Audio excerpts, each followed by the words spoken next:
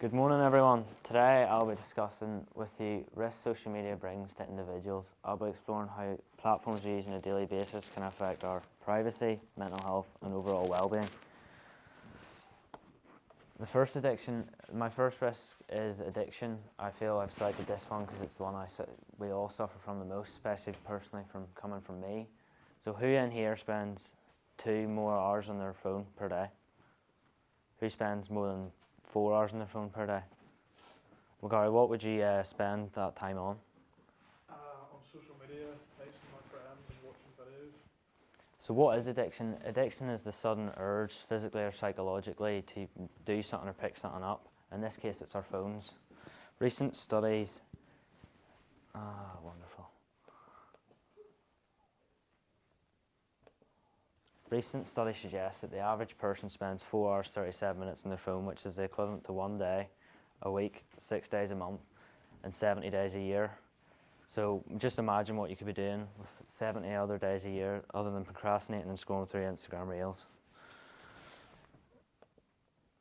I've rated the risk rating for this is medium due to the fact that I do think you can use it it can be productive, use it for educational purposes. However, as I said, you can procrastinate because the overflow of Instagram Reels, TikTok Reels, and short clips that can decrease your attention span. Second risk is misinformation.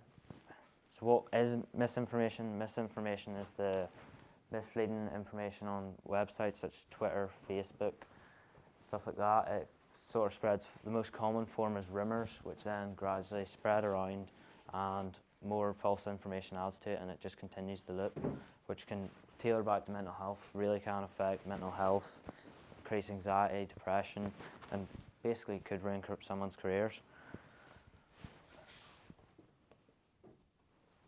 Recent studies suggest, as listed behind me, is more than 90% of the UK population have encountered misinformation online. And also another recent study is on Twitter, 70% of retweets are false information. They say that false information spreads quicker than the truth. Therefore, I've rated it a medium. I have rated this a medium to low. The reason I made it a medium to low is due to the fact that if you're not a celebrity, it's not published as much. However, we all are human, and it has the same effect on us.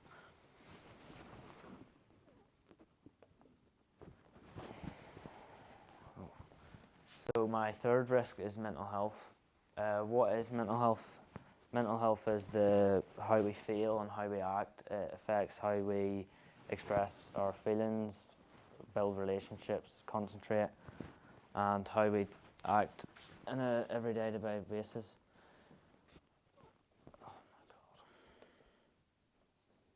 Oh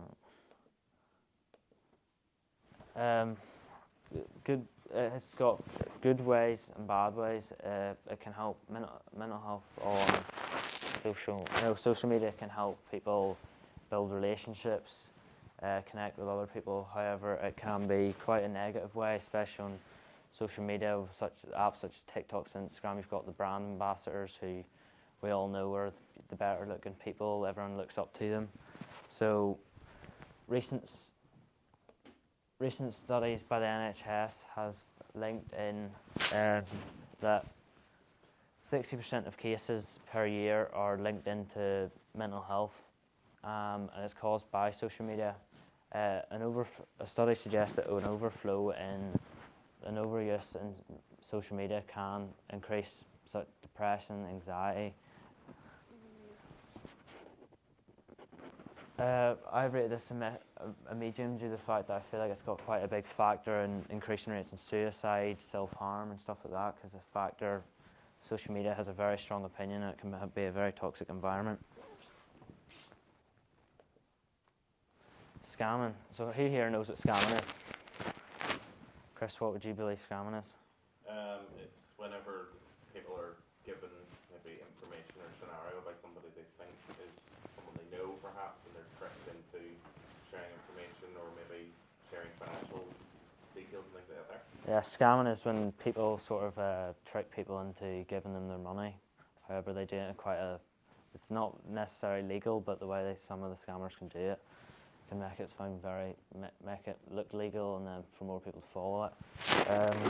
People say the older generation struggle more with it due to the fact that they don't really know, they haven't grew up in technology and stuff like that. The most common apps for it would be stuff like Facebook, Instagram, WhatsApp. Who here has experienced a link, sent through a link and was actually aware that it would have been a scam and not click on it? Exactly. A recent study suggests in the USA it cost them 1.2 billion alone from just scams in the USA. I read this Medium because I feel it's a very common form in today's society due to the fact that technology is increasing, and that means scammers, their technology is increasing, therefore it's becoming more common. Thanks for your attention.